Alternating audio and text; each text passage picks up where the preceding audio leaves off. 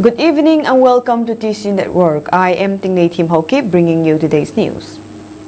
Today's top headlines include KSO General Headquarters refutes statement made by N. Biren Singh over arrest of a Myanmar national, urged thorough investigation over the case. Sender in talks with local tribes, India-Myanmar pact scrapped to stop infiltration, says Home Minister Amit Shah. 30% of weapons recovered in Manipur more advanced than what state armories had, says officials. AAP, Atishi succeeds Arvind Kejriwal as New Delhi Chief Minister.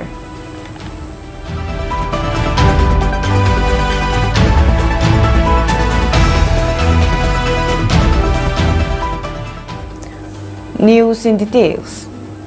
KSO General Headquarters condemns Manipur CM N. Biren Singh baseless claims against Myanmar nationals, urged thorough investigation into the arrest of Thang Lin Kap, emphasizing the need for evidence and fairness.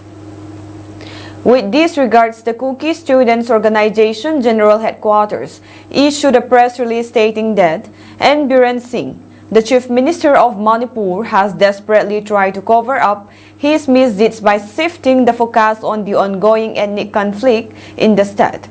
He has continuously alleged the involvement of foreign hands, especially those from Myanmar. Recently, the Manipur state government and its agencies have been dragged the USA and China into the conflict. The Chief Minister should not be too hasty in jumping to conclusions based on rudimentary investigations and information, especially regarding the arrest of an alleged member of the Kuki National Army Burma KNAB, Thang Lin Kap of Kolang Khampat, Myanmar. Such actions should only be taken with substantial evidence unless they are done deliberately. The release further said that Thang Lin Kap did not illegally enter the state of Manipur, India. Instead, he followed due process by registering with the concerned authorities at the border, filling out a pro forma for identification of migrants or refugees of Myanmar origin entering into Manipur or residing in Manipur due to the unstable political situation in Myanmar, just like others who have sought refuge in the state due to the current political unrest in Myanmar. Many Myanmar nationals have currently sought refuge in the northeastern states of India. It is highly condemnable to exploit the current political unrest in Myanmar and wrongfully label an innocent, helpless Myanmar national as a member of KNAB involved in arms trafficking to fit the Chief Ministers of Manipur's agenda. The Kuki Students Organization General Headquarters, KSO-JSQ, believes in the Indian judiciary systems and its rule of law. The student body urged the government of India to thoroughly investigate the arrest of the Myanmar national refugee, which the Manipur government claims as a member of the pro-democracy outfit KNAB. As Manipur continues to be on the boil, Union Home Minister Amit Shah on Tuesday suggested that infiltration from Myanmar was the root cause of the problem and that fencing had started to stop it. 30 kilometers of the fencing has been completed and the central government has approved a budget to fence the whole 1,500-kilometer border, the Home Minister said. We have successfully deployed CRPF at strategic locations. To stop the infiltration, we have nullified the agreement between India and Myanmar, which allowed the movement of the people, and now entry into India is allowed only by visa, he said at a press briefing held to celebrate 100 days of Prime Minister Narendra Modi's third term. Shah said that except for recent violence that went on for 3 days, no major incident took place in the last 3 months. We are hopeful to bring the situation under control. We are in talks with both the local tribes. Because this is racial violence, there cannot be any solution until there is a dialogue between them. We are speaking to the Kuki groups and the Meitei groups. We have created a roadmap to solve the issue. In May last year, violence erupted in the state during a protest march against the Meitei community's demand for ST status. Clashes between the Meitei and Kuki Zomi groups quickly escalated, leading to widespread violence, including arson, destruction of homes and places of worship, and killings.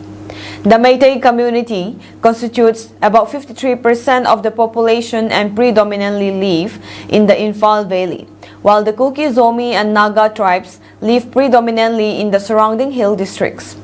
More than 200 people have been killed and thousands rendered homeless in ethnic strife between Meiteis and Kukis since May last year.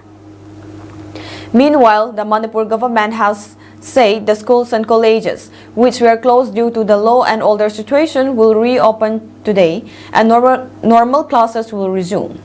Schools and colleges were closed on September 7th after rocket attacks killed one person and injured several others. Assault rifles such as M16s, M18s, M4A1 carbines, sophisticated weapons that had not been looted from state armories, have made their way into the Manipur ethnic conflict, posing fresh challenges for security agencies, top officials have told the Indian Express. In fact, roughly 30% of the weapons recovered by security forces since the start of the conflict are of this nature, officials said. According to a top security official, around 6,000 weapons were looted from state armories during the course of the conflict, which began in May last year. Search operations by security forces and the police, particularly in fringe areas that separate the Meitei and Kuki Zo sites, have led to the recovery of around 2,600 weapons, the official said. However, just 1,200 of these are weapons looted from armories. According to the official, around 800 are sophisticated weapons procured from elsewhere, while the remaining 600 are country-made crude weapons. A top security official said the involvement of military groups on both sides has fueled the supply. The Meiteis have access to good quality weapons, automatic and long-range ones, through valley-based insurgent groups, and there are also weapons from the armories. The Kukis also have access to a similar caliber of automatic weapons because of the SO groups, the official said, referring to the militant groups that had signed suspension of operation agreements with the central and state governments. According to officials, the nearest point from which the rocket could have been fired is Churachandpur district. The Kukis have improvised pumpis, which are basically mortars. It is barrel into which they can put anything. You put a propellant at the bottom and like a match, this can be met with easily accessible materials, and making a bomb is no rocket science. But to make a round reach 5 km away is not easy, a security official said. The Indian Express also met armed fighters from Langnom village, which falls in the fringe area in Kuki Zo majority Kangpokpi district, at the border with Meitei majority in Imphal West. According to them, experts from their site had helped develop the pumpis. They claim the improved weapons have a range of 12 to 15 km. It depends on the amount of gunpowder and the length of the barrel, said one fighter. Thangtin Lin Kipgen, an office bearer of the Committee on Tribal Unity, an organization in Kangpokpi district formed after the conflict began, claimed, "At the beginning, we were using the pumpis that we had learned about from our forefathers. They make a loud sound and travel around 30 meters. By November-December last year, the second category was developed. The work on the type of rockets that landed in Moirang began in December last year. We have a capacity to fire 12 to 15 km, but it is not yet being used. Another kind of weapon that has led to concerns is crude bomb-carrying drones, which were used to strike Koktruk village in Imphal West. An armed fighter in Koktruk said that even earlier, drones flying over the village was a regular sight, but the devices were used for surveillance. A senior security official said, "It is a big nuisance. We haven't been able to use jammers in possession of the army here because the valley is very narrow and jammers are potent devices that can cause disturbances in the air traffic control at Imphal Airport. The use of low-power handled mobile jammers have been at work in progress for a while, which received an impetus after the recent incidents and is now being rolled out. According to a police official, the army is in possession of 2 such jammers the CRPF has one, and 2 more are being procured. The Indian government has formed a committee to investigate the use of long-range rockets in the Manipur conflict. According to the Hindu, these rockets have a range of 5 to 6 kilometers and are made from fertilizer and explosive. The Ministry of Home Affairs has set up a multi-stakeholder expert committee to examine the manufacture and use of these rockets. The committee will investigate the source of these rockets and submit a report. Recent reports indicate that these rockets were used in August by Kuki tribesmen. Local sources indicate that the rockets are manufactured locally using readily available materials and have been used intermittently since December last year. The failure to detect these bombs has raised concerns. In December, security forces discovered a bomb-making facility, but no rockets were found. In May 2023, the People's Liberation Army (PLA) and Kuki insurgent clashed with the PLA using 82mm mortars. Intelligence reports suggest that insurgent groups have acquired these rockets potentially from the People's Defense Force (PDF). Security forces have deployed drone jamming systems to counter the use of drones in the conflict. The MHA has declined to comment on these developments. The Ministry of Home Affairs has instructed the Central Armed Police Forces to deploy additional manpower to police canteens in Manipur. This directive follows Union Home Minister Amit Shah's announcement to open more than 36 such stores for the general public amid the ongoing ethnic conflict in the state.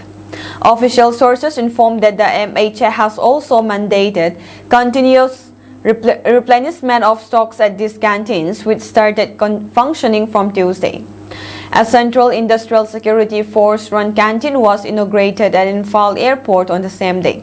CAPF police canteens operate under the Kendriya Police Kalyan Board and offer a variety of items including groceries and consumer durables similar to supermarkets or grocery stores.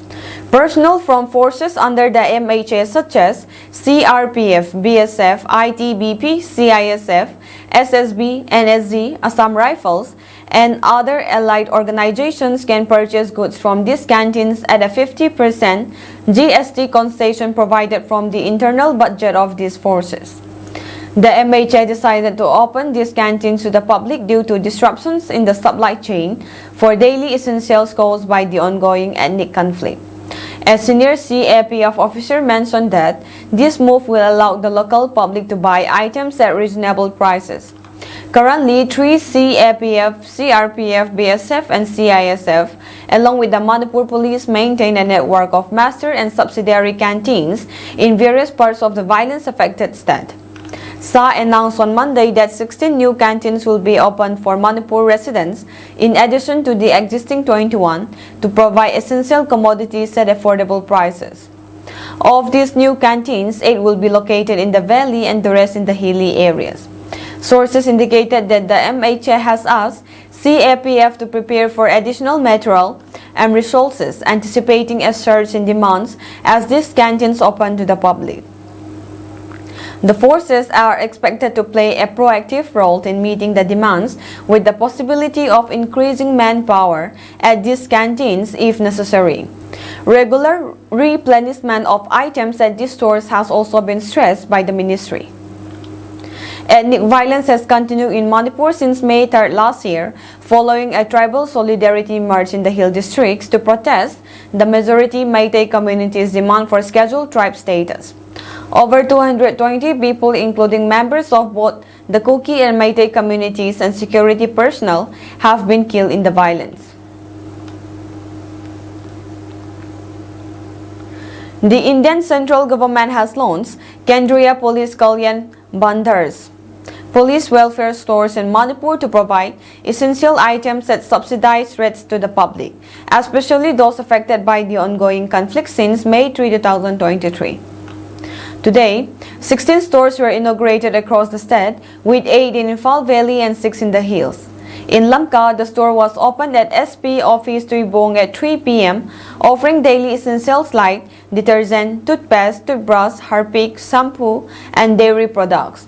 Said Mohammad J. Zakir, IPS SP Churachandpur, inaugurated the store, and Churachandpur police officers attended the event. These stores aim to support the public, particularly those affected by the conflict, providing affordable necessities.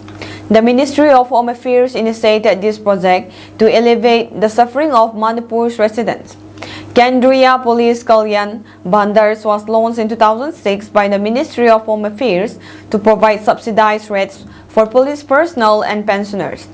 It has 119 master bandars across India, supplying essential items at discounted prices, and also 1,800 subsidiary bandars nationwide. The Lamka Kendriya Police Kalyan Bandars is managed by S. Thanglen Gangte, MPS Deputy SP, as the nodal officer, P. Sanglian Khup ASI as the manager, and VDF Zhang Hwahau Hokip and Thanglal Lian as store helpers.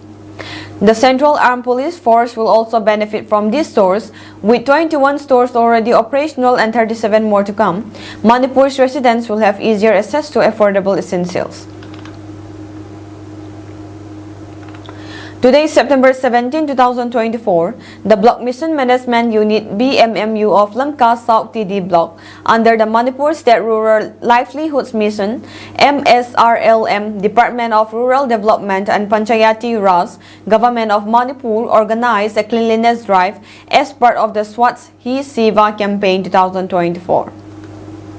This initiative aims to promote cleanliness and sanitation across the block and the state, aligning with the Indian government's efforts to encourage community participation in maintaining hygiene.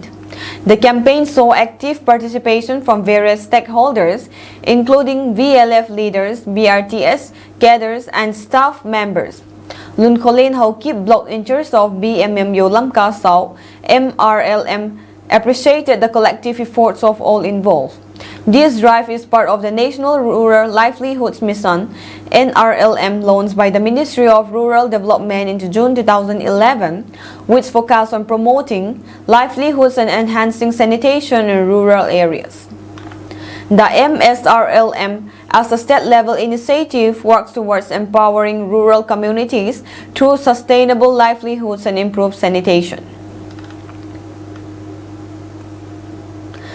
The district administration distributed relief materials to various relief centers in Lamka and surrounding areas. The total amount of items distributed today includes rice 899.02 bags, dal 176.80 bags, matar peas 68.24 bags, onion 43.34 bags, mustard oil 108.40 liters, and 1,513 cans of tin feast. The distribution covered Tuibong SDO area, 47 relief centers, 7,165 beneficiaries. Lamka SDO area, 32 relief centers, 5,529 beneficiaries. Saikot SDO area, 7 relief centers, 1,056 beneficiaries. Singat SDO area, 4 relief centers, 901 beneficiaries. And Sangaikot SDO area, 4 relief centers, 871 beneficiaries respectively. Non-food items are likely to be distributed tomorrow as per the district administration notice.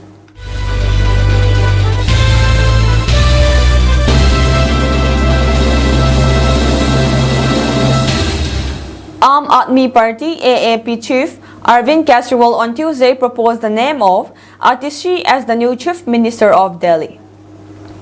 The development came 2 days after Arvind Kejriwal announced that he would resign as the Chief Minister of Delhi within 48 hours after the Supreme Court granted him bail in the Delhi liquor scam. He said he would seek re-election and would not sit on the chair before getting a certificate of honesty from the people of Delhi. Arvind Kejriwal has also urged the Election Commission to hold the Delhi Assembly polls in November. Today, the Delhi AAP Legislative Party meeting was called. In the meeting, Atishi was unanimously given the responsibilities of the CM until the next Delhi election.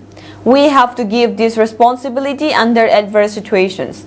How the BJP government at the center, the entire BJP and the PM of the country conspired and misused agencies to finish AAP. The manner in which governments in the country were toppled, similarly, attempts were made to topple Delhi government. Thwarting all such attempts, AAP continued its unity and work. They attempted to have Arvind Kejriwal resign from the jail so that they could topple the government. But in the interest of the people of Delhi, Arvind Kejriwal decided to not resign from the jail and run the government from there. After coming out, he decided to go to the People's Court until the people elect him as the CM once again. He won't continue as the CM, said AAP leader Gopal Rai. Atishi is a key face of the party as well as the government and holds multiple portfolios, including finance, education and PWD. Atishi, a confidant of Kejriwal, emerged as the fiercest critic of the Bharatiya Janata Party when Kejriwal and Manish Sisodia were in jail. She also defended the AAP government during the Delhi water crisis. Several prominent AAP leaders including Surab Barwas, Gopal Rai and Kailas Gehlot were rumored to be the front runners in the chief ministerial race. Earlier today, Bharadwaj said no matter who sat in the chair of Delhi CM, it would always belong to Arvind Kejriwal because the people of the national capital voted for him. Atishi's coronation comes just days after the Supreme Court granted bail to Arvind Kejriwal in the Delhi excise policy case. The court directed Kejriwal to not enter the chief minister's office. The BJP alleged that Arvind Kejriwal resigned because of the Supreme Court's conditions. Arvind Kejriwal has been the chief minister of Delhi since 2013. India will conduct its much-delayed national census soon, Interior Minister Amit Shah said on Tuesday. The once-in-a-decade survey was due in 2021 but was delayed by the pandemic and technical and logistical hurdles. The first phase of this decade census was expected to begin on April 1, 2020 but had to be postponed due to the COVID-19 pandemic. The implementation of the Women's Reservation Act enacted by Parliament last year too is linked to the conduct of the decadal census. The law reserving one-third of seats for women in the Lok Sabha and state assemblies shall come into effect after an exercise of delimitations is undertaken based on the relevant figures of the first census recorded after the act has come into force. Work on holding the census is already on, and a decision in this regard is likely soon, a senior government functionary told DOI on the condition of anonymity. The call for a census has become strong and several opposition parties and a few BJP allies have been demanding a cash count. The RSS has said it has no problem with the exercise as long as the findings were used for welfare schemes and not for politics. The organization said One Nation, One Election, a key manifesto of BJP, would be implemented during the Modi 3.0 tenure. A senior government official said that modalities of holding state assembly elections along with the Lok Sabha polls were being worked out. Definitely, One Nation, One Election will be implemented in this tenure itself. It will be a reality. Prime Minister Narendra Modi, in his Independence Day speech, made a strong pitch for One Nation, One Election, arguing that frequent polls were created hurdles in the country's progress. The government official also said groundwork for holding the census has begun. This is the first time that the government has confirmed the likelihood of a census being conducted soon, as well as the possibility of including caste in the process. This caste count is yet to be decided. The functionary said the census with a caste column was last conducted in 1931. The government dropped the column post-independence. The first phase of this decade census was expected to begin on April 1, 2020, but had to be postponed due to COVID-19. Implementation of the Women's Reservation Act, enacted by Parliament last year too, is linked to the census. A powerful explosion occurred on Monday at a house in the Ravulachiruvu area of Amalapuram, Dr. B.R. Ambedkar, Konasima district, leaving 14 people injured. Among the victims, one is in critical condition. Initial reports from residents suggested a cylinder blast, but locals suspect a firecracker explosion was the cause. Amalapuram DSP TSRK Prasad stated that investigations are ongoing to determine whether the blast was caused by a gas cylinder or fireworks, as conflicting accounts have been given by witnesses. Many of the injured remain in shock, unable to provide clear details about the incidents. Some survivors claim the cylinder exploded, while others reported hearing a sound consistent with firecrackers. The explosion destroyed a two-storied building. The injured were rushed to area hospital in Amalapuram and Kim's Hospital, with only critically injured women transferred to the Government General Hospital in Kakinada. The blast caused panic in the local community, further fueled by fears of firecracker explosions. Local MLA Ayita Batula Ananda Rao, along with DSP Prasad and other revenue and police officials, arrived at the scene to oversee rescue and relief efforts. The investigation continues.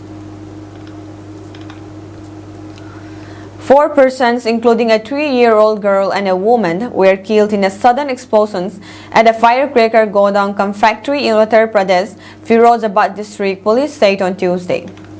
6 persons were injured in the incident, which took place in the factory located in the Naushira area under Sikohabad police station limits on Monday night, a senior police official said.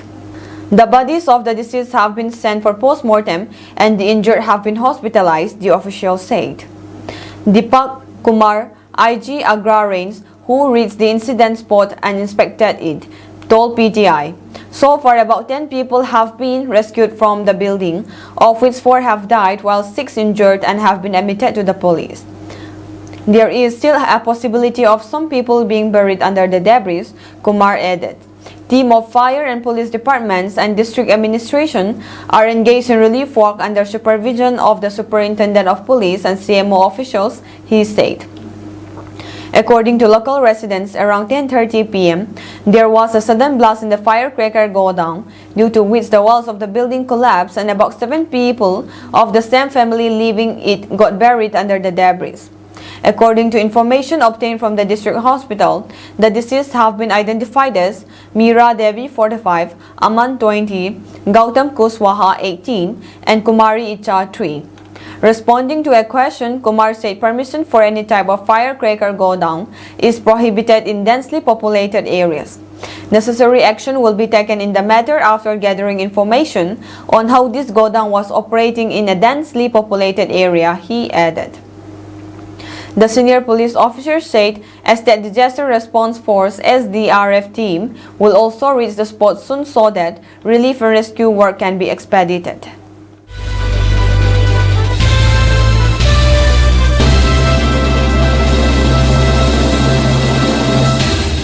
The Nigerian Correctional Service NCOS has confirmed that 274 inmates escaped from the Medium Security Custodial Center MSCC in Maduguri following severe flooding that led to the collapse of the prison's walls. Umar Abu Bakar, the NCOS spokesman, disclosed this in a statement on Sunday, explaining that the devastating floods were triggered by the collapse of the Alau Dam after heavy rains. The floods, which have been described as the worst in the region in 30 years, submerged large parts of Maiduguri, displacing over 1 million people and claiming at least 30 lives. In addition to the prison, the floods caused widespread damage to homes and infrastructures across the city.